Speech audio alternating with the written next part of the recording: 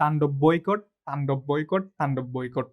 এই ব্যাপারটা নিয়ে মেগাস্টার শাকিব খানের বড় একটা ফ্যান বেস সাকিবিয়ানদের মধ্যে বেশ কয়েকদিন ধরে শোরগোল চলতেছে। বিকজ তাণ্ডব মুভিতে যাকে হচ্ছে নেওয়া হচ্ছে তিনি হচ্ছে একজন, যদি শিক্ষিত হতো তাহলে এই ধরনের কাজ করতো না, সেজন্য ওনাকে অশিক্ষিত বেয়াদব বলতে হবে। বিকজ একটা মানুষকে পার্সোনাল ভাবে হ্যারাসমেন্ট করার অধিকার কেউ দেয় নাই কাউকে। ইভেন আমাদের ধর্মীয় হচ্ছে এরকম কিছু বলে নাই একটা মানুষকে পার্সোনাল ভাবে হ্যারাসমেন্ট করার কথা। সো সাকিবিয়ানরা কেন হচ্ছে তাণ্ডব মুভি বয়কট করতেছে, তাদের অধিকার কে দিছে? অনেকেই বলতেছে তাদের অধিকার আছে, বিকজ তারা ওই মানুষটাকে ভালোবাসে, তারা ওই মানুষটার বিপদে আপদে সবসময় গিয়ে থাকে। যেমন আমি শুনতেছি হচ্ছে আমরা সেন্সর বোর্ডে যে হচ্ছে আন্দোলনটা করছিলাম, সেই আন্দোলনটা নাকি হচ্ছে প্রচারের প্রমোশনের জন্য ছিল। যদি প্রমোশনের জন্য হচ্ছে ওই আন্দোলনটা হয়, তাহলে আমরা তো ভাই করে দেখাইছি, আমরা করে দেখাইছি না ওইটা? হ্যাঁ, সব জানি। যদি প্রমোশনের জন্য হয় ওই আন্দোলনটা, তাহলে তো আমরা করে দেখাইছি, আমরা তো জিতে গেছি তার মানে।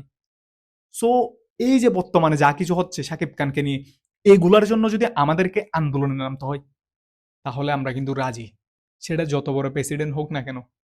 বিকজ এই যে বর্তমানে হচ্ছে যে জেনজিটা আছে, এই জেনজির যে একটা স্পিরিট আছে, সেই স্পিরিট কিন্তু সাকিব খানদের মধ্যে আছে। সো কিভাবে আন্দোলন করে কি করতে হয় সবকিছু জানা আছে আমাদের। এই যে সাকিব খানকে নিয়ে হচ্ছে যেসব কথাবার্তাগুলো হচ্ছে মিডিয়াতে হচ্ছে বলা হচ্ছে, মিডিয়াতে হচ্ছে আপনারা শুনতেছেন আজকে সকাল থেকে, এই কথাবার্তাগুলো শোনার পর স্পেশালি যারা সাকিব খান আছেন তারা হচ্ছে স্থির থাকতে পারবেন না। কারণ এমন কিছু কথা বলা হয়েছে যে কথাগুলো আপনারা শুনলে হচ্ছে আপনাদের খারাপ লাগবে, স্পেশালি যারা প্রবাসী আছে তারা হচ্ছে কাজ করতে পারবে না। এই কথাগুলো শোনার পর তাদের হাতে কাজ উঠবে না যতক্ষণ পর্যন্ত তারা এই ব্যাপারে বিস্তারিত না জানে। তো সেই জন্য বলবো প্রোডাকশন হাউস যতক্ষণ পর্যন্ত কি এই ব্যাপারে সত্যিটা সবার সামনে আনবে না, ততক্ষণ পর্যন্ত আমরা তাণ্ডব বয়কট, তাণ্ডব নিয়ে কোনো কিছু হবে না। ভাই মুভি নিয়ে কথা বলার জন্য শরীফুল রাজের মুভি আছে, আরফিন শুভর মুভি আছে, আরো অনেক মুভি আছে।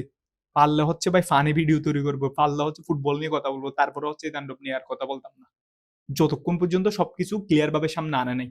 এবং সবকিছু ক্লিয়ার ভাবে সামনে আনার পরে যদি মনে হয় যে এই ব্যাপারটা হচ্ছে মিথ্যা, তারপরে হচ্ছে কথা বলবো না।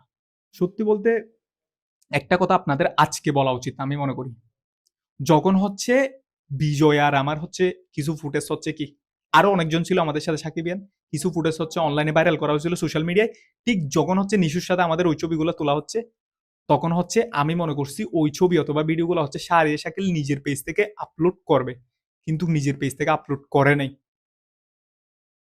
না করে উল্টা ভিডিওগুলো দিয়ে আমাদেরকে ব্ল্যাকমেল করা হয়েছিল। সো ওই মানুষগুলাকে ভালোভাবে চিনে আছে। তাণ্ডব প্রথম থেকে আমরা বয়কট করতেছিলাম, তারপরে মাঝখানে প্রমোশন করতে চাইছিলাম, বাট এখন যে ব্যাপারটা শুনছি এটা নিয়ে সবাই একদম দোয়াশার মধ্যে। তো এই দোয়াশার মধ্যে থেকে হচ্ছে কি কোনো কিছু করতে চাই না, যতক্ষণ পর্যন্ত এই ব্যাপারটা ক্লিয়ার করবে না ততক্ষণ পর্যন্ত হচ্ছে কোনো কিছু হবে না। এবং আমি যতটুকু শুনছি 3 থেকে 4 দিনের মধ্যে হচ্ছে সেন্সর বোর্ডে যাবে তাণ্ডব মুভি, এবং এই সেন্সর বোর্ডে যাওয়ার আগে আমরা হচ্ছে কি এই ব্যাপারটার হচ্ছে ক্লিয়ারেন্স চাই। এবং এই যে ব্যাপারটার জন্য যদি আমাদের আন্দোলন করতে হয়, আমরা কিন্তু নির্দ্বিধায় করব।